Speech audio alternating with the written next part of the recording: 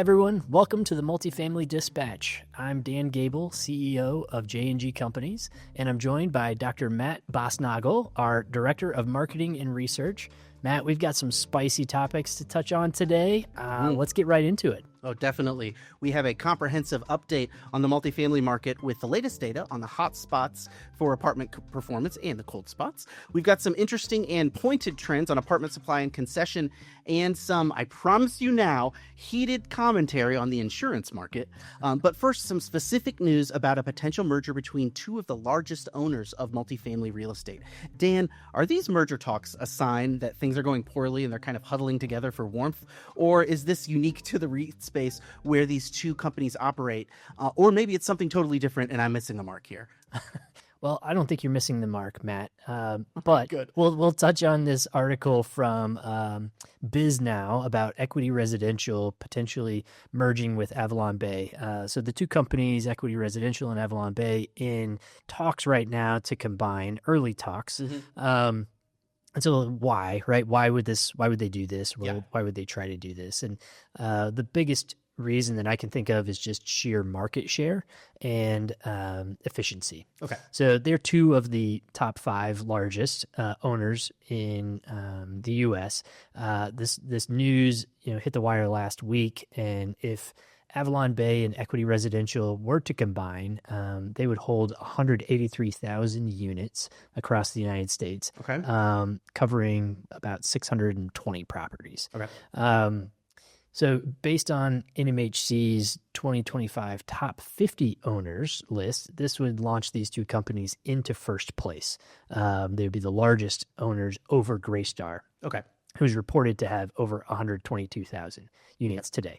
So that combination would, give them roughly 60,000 more units than their closest competitor, Greystar. So the article posits that this merger could create an antitrust suit, or at least some antitrust red flags.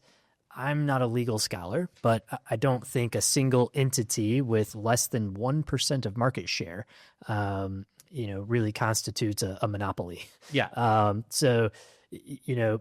According to the National Multi-Housing Council, NMHC, there are about 23 million apartment units in the United States. And if these two companies combine to own 183,000, that's way less than 1%. Yeah. I don't see this merger creating any anti-competitive issues for renters because multifamily is such a massive and diverse market with tons of owners and operators. Yeah, I think you've nailed that really well. I especially within the industry, or if you're talking about all the housing units, it's just not there. The amount of ownership this merger would represent is just too small of a slice to have like a meaningful monopolistic influence. Now, I also have heard elsewhere that Equity Residential at one point held over 200,000 units. So it doesn't seem like this would represent an unprecedented monopoly or even just like a regular monopoly. Of course, there is also I think hanging over this idea is this housing bill that's working its way through Congress right now that would restrict owners in the BTR space. The arguments in this bill get to the same place as the arguments, I think, against rent control, which is that these rules will make fewer people want to build, operate, or buy housing, and that would keep the supply of housing lower and the housing costs higher. So that's kind of like the argument against it in a nutshell. And I'm going to talk a little bit more about the arguments for it only because I'm still working it out myself. And I'm kind of learning as I go and just really even speculating on some of the logic that they do and they don't use.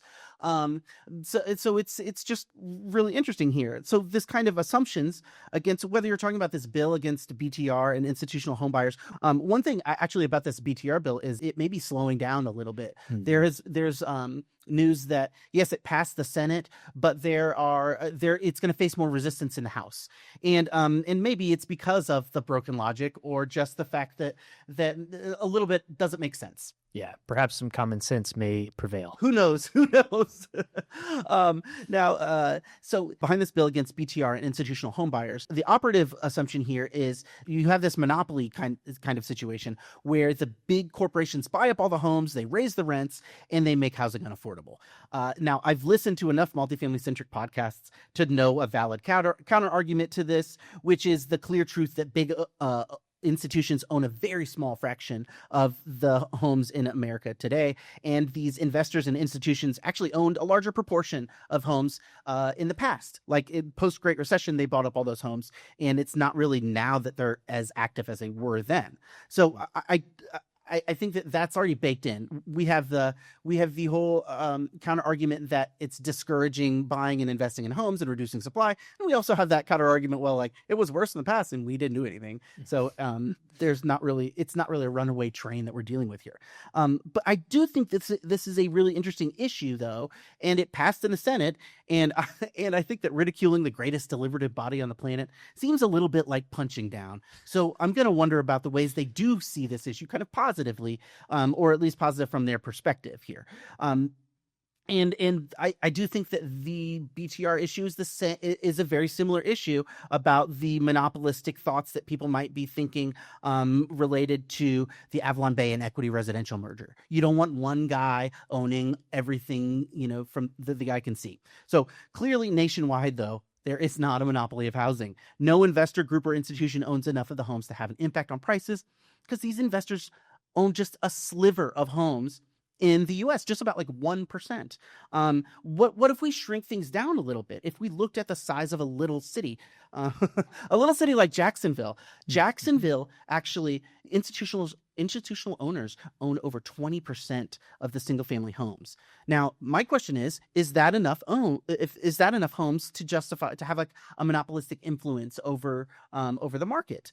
And it also makes me think like, well, is that the calculus? How many homes an institution needs to own in order for that monopoly effect to kick in? And really, I think the question is, what's the scope? What's the area that we're looking at here? Nationwide, it's 1%, but it doesn't really matter if one company owns 99% of New York and they own 0% of Indianapolis, then I'm going to be fine. It's not going to bother me. But if we shrink it down a little more, is there like a city? So Jacksonville, 20%, is that enough? Or what if you do a submarket? What if they own everything it's Indianapolis. What if someone owns everything in Carmel? Is that going to be a problem? Or we can shrink it down even further to like the neighborhood, or even I was talking to you before, or even the property level. Mm-hmm. Then you get one person owning all the homes in a lot, and it just gets too easy. So I think if you shrink it down, it starts to break down, I think, especially at the neighborhood level, because you can just go one neighborhood over and that's fine.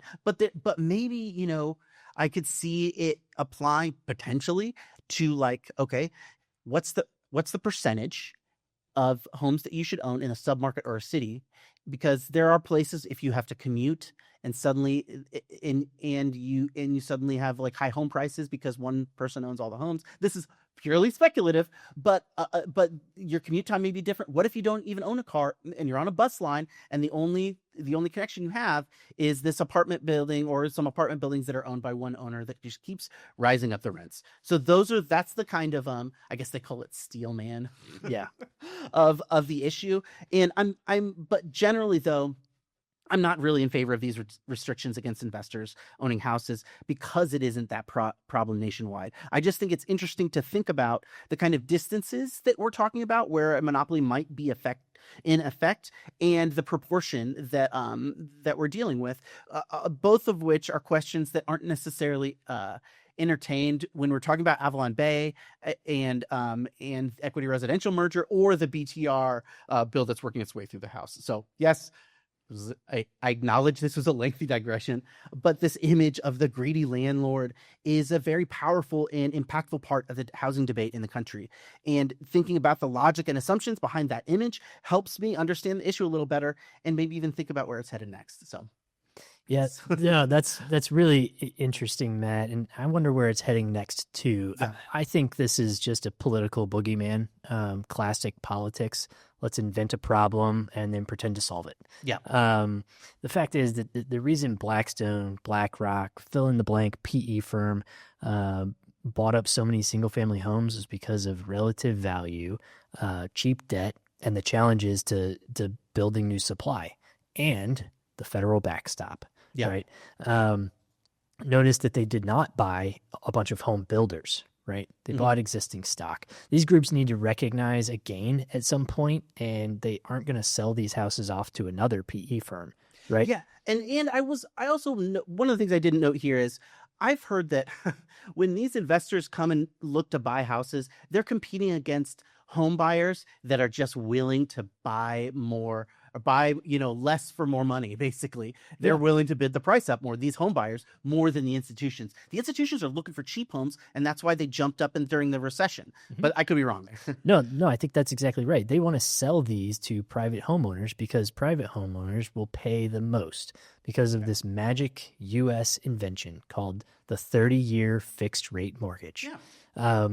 So are there tight markets out there? Yes, absolutely. But they're in pockets of high desirability, right? In the Midwest, as well as other regions, there's always another option. If the neighborhood, town, city you want to live in is too competitive, you just move down the street. Yeah. The fact is that people have the power to make choices and trade-offs. Yeah. And I think we need to give people a little bit more credit for that. So, are home prices through the roof right now? Yes, in certain pockets, they really are. And I might blame that, again, on the magic of this 30-year fixed rate mortgage as well. Without 30-year mortgages, very few people could afford to buy a home. Yeah. Right. And so are today's housing values propped up because of this, unmarket driven financial instrument that's available? You call it blah, blah, blah, blah, blah. I call it the cultural foundation of the American dream.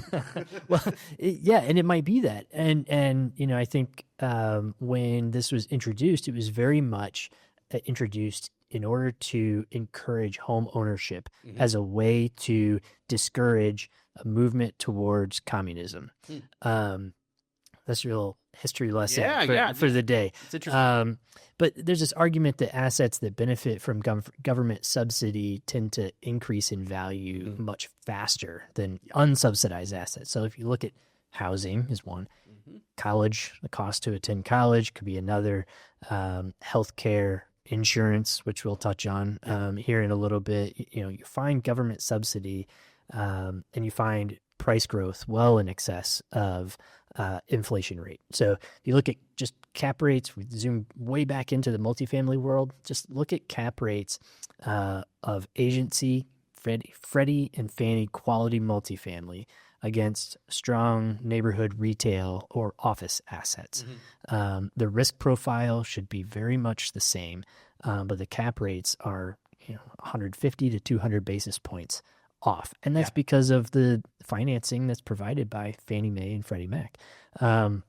I think this legislation is more about scoring political points and convincing people that they should be scared of something and where the mighty government will come in and save you from it than a real problem. But I mean, I don't know. I feel a little bit better now. I've got that off. Yeah, we got it off our chest. That's right. We have to exercise these demons here and shed some light on it. That's right. And not just kind of not talk about it. That's right. I do think, like, I know I kind of invoked it, and we didn't have an article on the BTR bill that's working its way through Congress right now. But the operative boogeyman is the same for both the Avalon Bay merger and this BTR bill, which is like, oh man, I'm really scared that this one guy or one company is going to affect my life negatively. And, that's true in housing, but it's also true in like whatever the monopolistic impulse is. You don't want the gas monopoly, or you don't want the telephone monopoly. And so they don't want the housing monopoly either. And I wondered that 1% ownership can evoke this fear because housing is such an important part. Again, the foundation of culture, or whatever I said before. That's right. But yes, enough abstract speculation. Let's get into the hard numbers on a more familiar topic, a little bit closer to my heart, which is the apartment report roundup, the data on apartment rents in the multifamily markets for April of 2026. Now, this is my favorite time of the month. It's these 2 weeks where we get all the crucial data from all the best data sources. We had a little preview last week from Apartment List, and today we've got reports from RealPage, Guardian Matrix, and CoStar. I'm lumping in Apartment List there because we've just got this excellent 360-degree view of apartment fundamentals, and I can't wait to say a lot of numbers and very excitedly, like Harry Enton in CNN. I can't get to that level, but I'm going to try very hard You'll get there to make these numbers look really exciting. Okay, to talk about actual like themes, common themes throughout, really the theme here was the palpable lull in rent growth, especially in a month that should be a time when rent growth trends higher. So here's some numbers. So we'll start with national rent growth. Apartment list, negative 1.7% year over year, 0.5% month over month rent growth. CoStar has a 0.5% year over year and 0.2% month over month rent growth. Yardi Matrix has negative 0.2 year over year rent growth and 0.2% month over month rent growth. And finally, RealPage, we've got negative 0.4% year over year rent growth and 0.5% monthly rent growth. The average for all of this is negative 0.45% year over year, which is down slightly from negative 0.42%. And that's the year over year number. So a little bit down year over year. Month over month, we're at 0.3%. 0.35% average, which is up a little bit. So yeah, it's a little bit of a wash. Again, it's like a lull in rent growth. It's not necessarily like dipping down or like falling or really scary. It is just like disappointingly stable. And Matt, it would be irresponsible to extrapolate the month over month rent out forward, correct? Because of seasonality. Yes, exactly. Yeah. And those month over month numbers too they should be higher now anyways. You can't just multiply that 0.5% monthly over the whole 12 and think that we're going to get like 6% rent growth at the end of the year. But that's but it is at least promising that we've got positive rent growth in some of these data sources. And for occupancy numbers, actually a little bit more positive in general. If you're lumping in them all together, apartment list, we talked about this last week. It scored their first improvement in occupancy in years, actually. So that's a real big milestone, I think. RealPage also recorded improving occupancy at 95.2. CoStar 91.4. Apartment list again was 92.6, and Yardi Matrix 94.2. Average them all up, we have 93.35 is our occupancy for all of these data sources, which is just up ever so slightly from 93.325%. So again, a tiny bit of improvement in occupancy, tiny bit of improvement in monthly rent growth, but we're still down for yearly rent growth. So okay, summatively, why is this all happening? Well, not all of the reports go into it very deeply. I love it when they do, because it's like, all right, it's a little extra effort. You're putting yourself out there and explaining why. CoStar for their effort, they cite a still impactful inventory overhang, and they say the quote is, supply conditions and more measured demand growth continue to restrain pricing momentum nationally.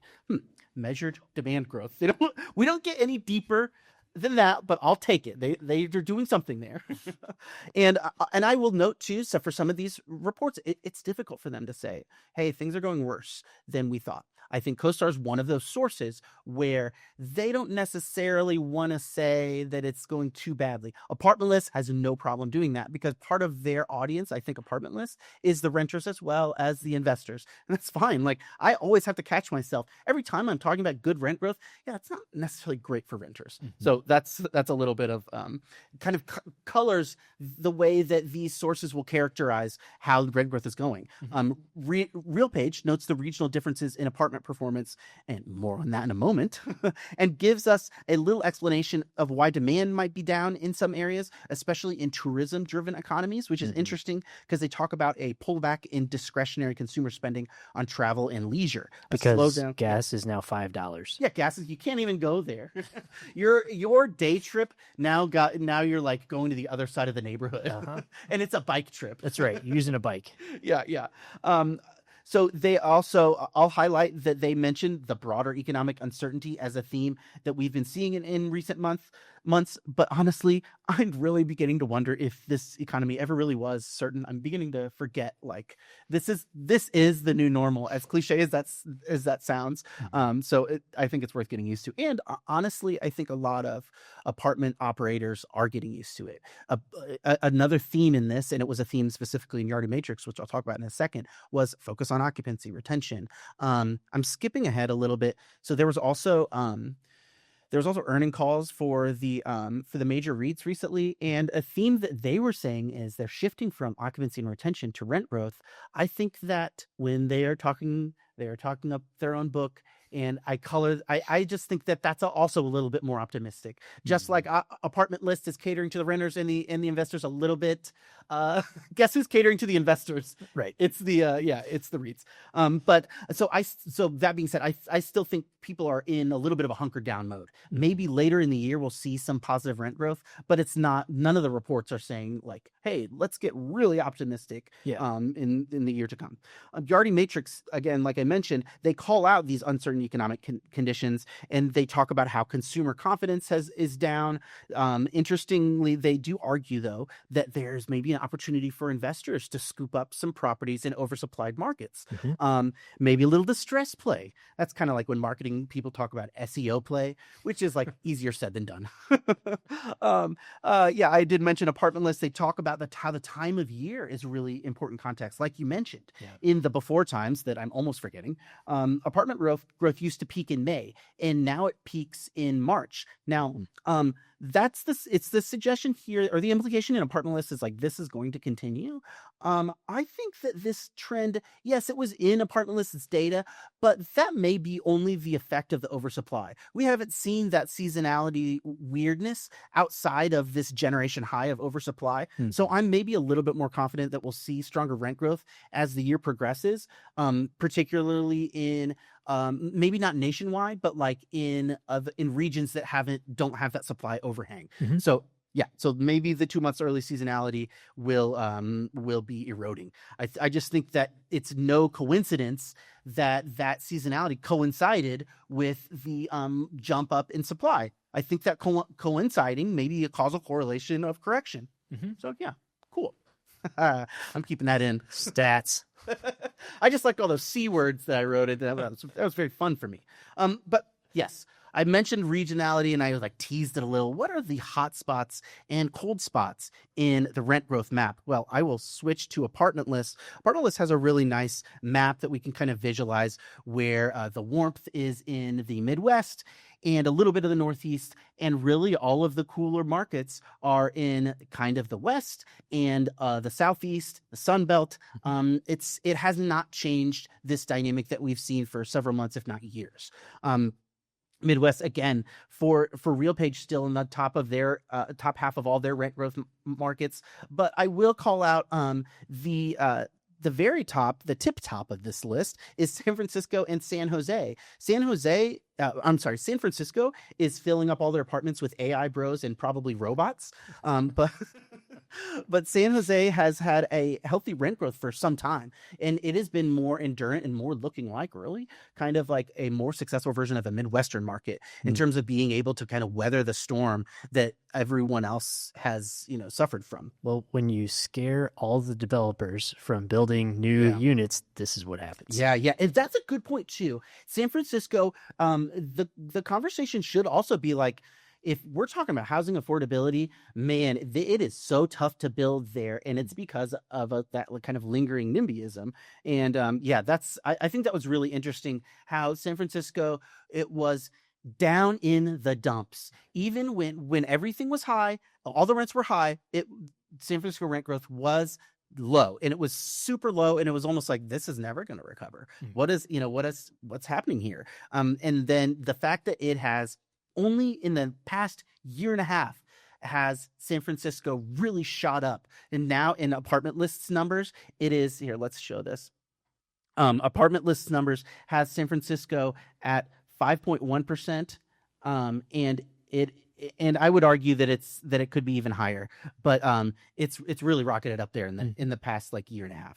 Moving to Yardi Matrix. Yardi Matrix has a great list of monthly rent growth on a bunch of different markets as well, and we can see if these Sunbelt markets are catching up. We see Nashville's up there, and Phoenix, Miami, and Raleigh are all in positive territory, kind of exceeding the national average for monthly rent growth, but not much. It's still anybody's race, folks. That's a little bit of Kentucky Derby voice. There's no clear breakaway market in the South that would let someone say, okay, now we've got the apartment comeback in the Sun Belt. But I know that they will. Of course they will. It's because, Dan, and I didn't put this in the notes, there are large moneyed interests that are interested in boosting the confidence of Sun Belt real estate. And maybe I'll leave it at that. But they're just investors just like us. Yeah. So I'd like to think of us as large moneyed interests. There you go. There you go. So I'm going to talk up Midwest, and that's fine. And these next two articles are on the Midwest in an indirect way, and I'm going to biasedly promote our own region that we love. Of course.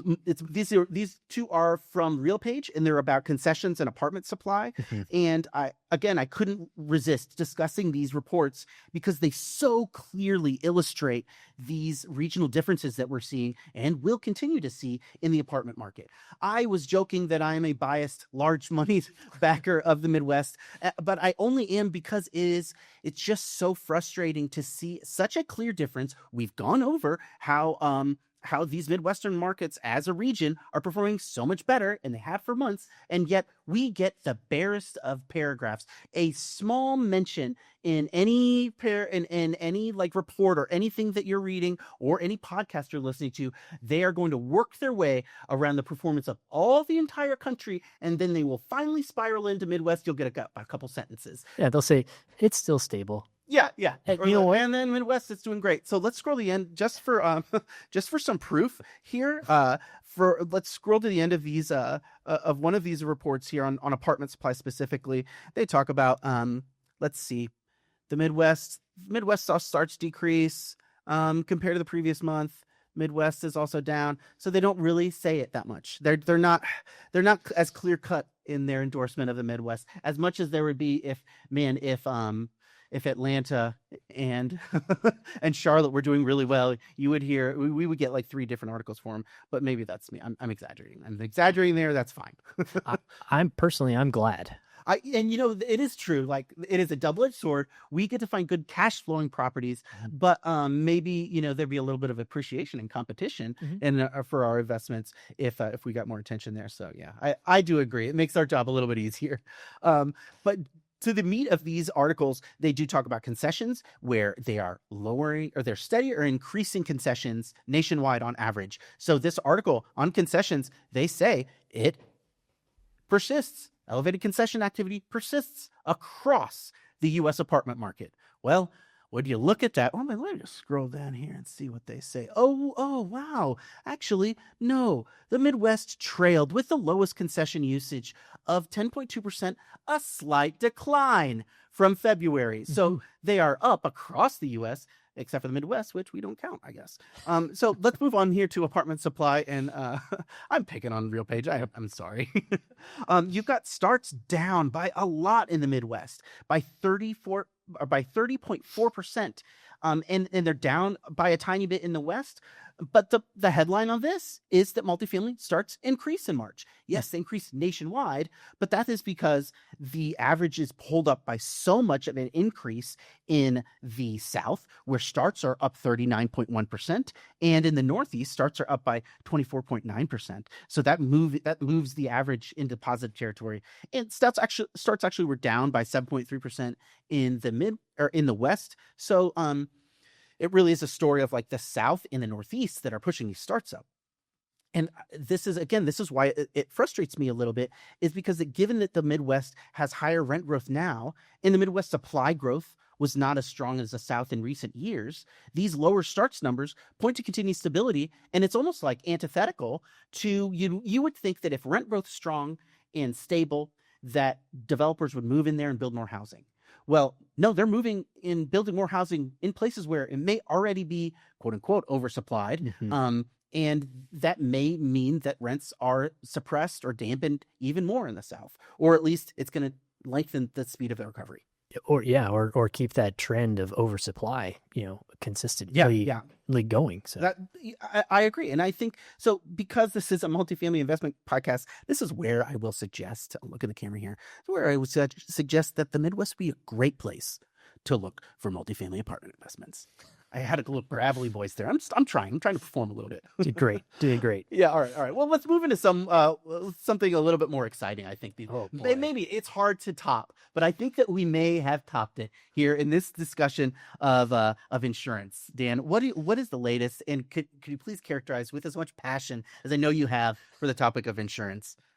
Well, everyone's favorite topic is insurance. And I think we probably just lost, half of the listeners here, but please stay with us. So there's this Northmark article about titled From Premiums to Policies, Understanding Commercial Property Insurance Trends in 2026.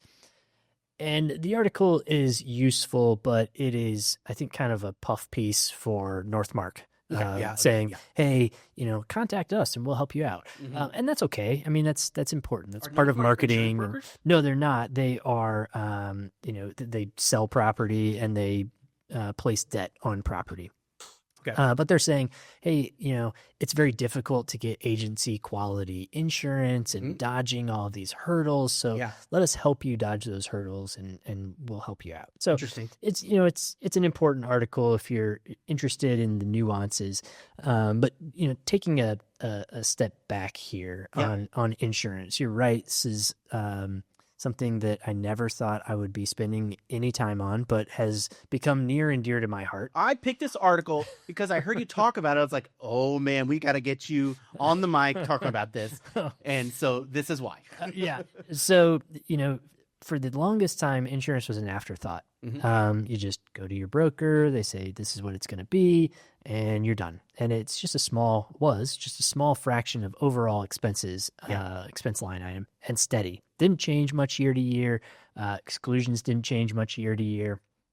That whole thing has really morphed recently, really over the last 6 years. So, insurance brokers seek to frame this conversation as a simple risk transfer, right? Oh, we're just transferring your risk to someone else and you're paying them for that. And I really wish that was as simple and true, but it's really more like a game of hot potato where your opponent gets to change the rules whenever they want in the middle of the game. It's like playing backyard baseball with my 9-year-old son. The rules constantly change, only in his favor, of course. You're hard on him. Insurance is so tedious and boring. So why spend any time thinking about it? Well, again, it used to be the prevailing attitude in multifamily, but now understanding, negotiating, and paying very close attention to insurance has become, a key to making deals work. As an investor and an operator, we have 3 large buckets of expenses, 2 of which we have very little control over: taxes, insurance now, and payroll. These 3 buckets make up like 70% of all expenses. So when you see rent growing in markets, it's not because landlords are getting rich. It's because landlords have to pay higher insurance premiums and higher taxes. But at least when you have higher payroll or higher taxes, that's an indication of economic strength. Wage growth, value growth. Well, when insurance goes up, it goes up for completely different reasons. It's a risk change or a market change. So you don't get to just raise rents to offset insurance. There's a ceiling there. And when you have insurance going up, 20, 30%, et cetera, year after year after year after year, there gets to be some frustration in the multifamily owner mind, right? So in this article, they point out that after years of double-digit percentage rate increases, the insurance carriers have finally taken their foot off the necks of investors just a little. So property and casualty insurance has plateaued, thank God. But here they come with the other foot, offering gigantic increases to liability and umbrella rates. And they say they've been seeing increased costs to defend against claims, and I'm sure that's true. Even if you have a clean history, you get the privilege of a 30 to 60% increase on your general liability and umbrella premium. So if you have a claim, or no, even if you're clean, even if you have no claims. Wow. So here's where I get to pick on the tort lawyers. Those guys with the billboards like call the hammer, right? Yeah. They take 20 to 40% of the total settlements when those occur, which drives up the overall cost of an insurance claim. Insurance companies are incentivized to quickly settle these claims, legitimate or not, and then just pass the cost along to the consumer. So, in fact, carriers just continue adding exclusions. So now we're paying 30 to 60% more for general liability and umbrella coverage, and have more carve-outs. So it's, pay a lot more, get a lot less. I thought that the insurance was supposed to fight for you. No, the insurance is fighting for the insurance. Yeah, so they don't want to pay it. No, so then they fight. They don't want to pay it, but they're happy to pay as little as they can to get out. And then increase your premiums on the next round. So they're settling. Okay.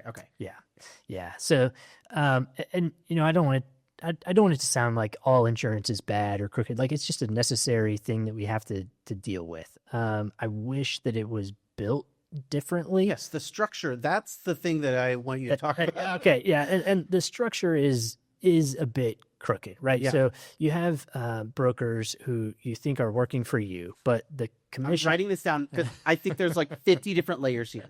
But the commissions that they're earning are paid for by your premium. So you're going out to get insurance, and the first person you talk to is a broker. Is a broker. Okay. Yep. You can't talk directly to the insurance company. Okay. Fine. There are a lot of markets that work like that. Yeah.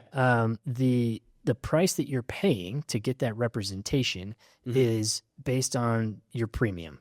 So do you think your broker's incentivized to lower your premium? No, that means it's money coming out of their pocket. Yeah. Right.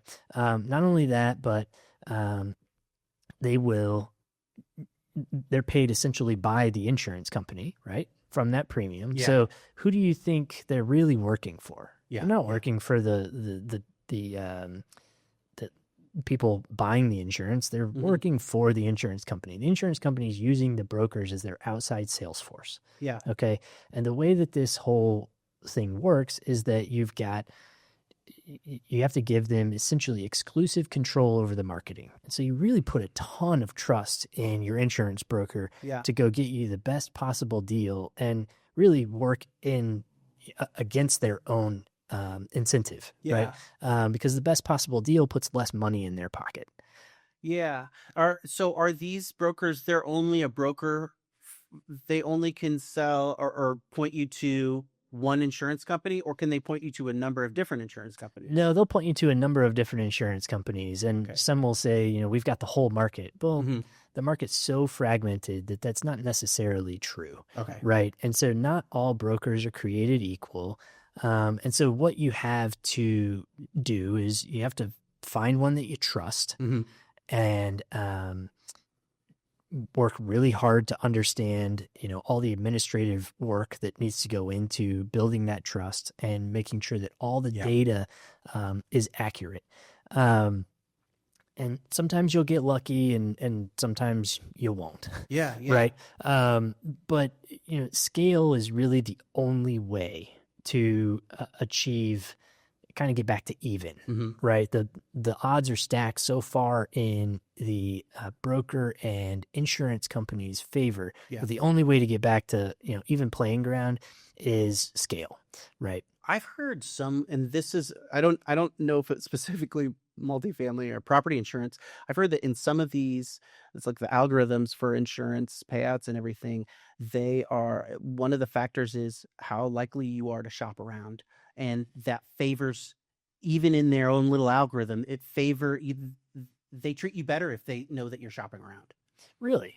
I could be wrong, but this is something that I don't know. It sounds right, doesn't it? Doesn't it sound right? Well, if you think about it from the insurance company's perspective, they are placing a bet, right? It's as gambling. So they're betting that you're going to pay them a certain amount of premium, and you're not going to have a loss, right? And so the longer you have that relationship, the larger or more profitable, with no claim, the more profitable the relationship is for the insurer. Yeah. And I don't want to. I don't want to beat them up too bad. I know that some of them have taken some big losses, and risk may not be priced correctly in all places. But to hear that, hey, we have to reprice risk in the Midwest because we've taken a loss in the Southeast because of hurricanes or fires in the West, it's not very fair, right?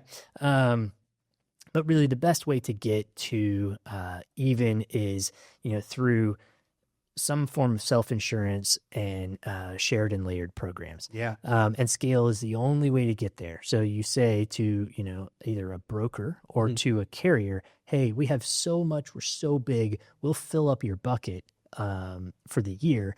That way you don't have to work too hard. It's just guaranteed. Give you a little more negotiating power. Yeah, gives you a little bit more negotiating power. So, the pendulum swings. This is that type of situation where the pendulum swings one way really hard, and we've spent the last 6 years swinging really hard in the insurance company's favor, and I think it's time for it to start swinging back towards us. What was the name? What was the word for the kind of self-insurance?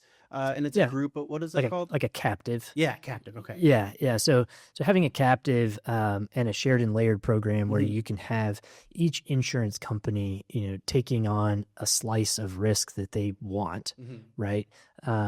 Provides you with generally the best possible outcome.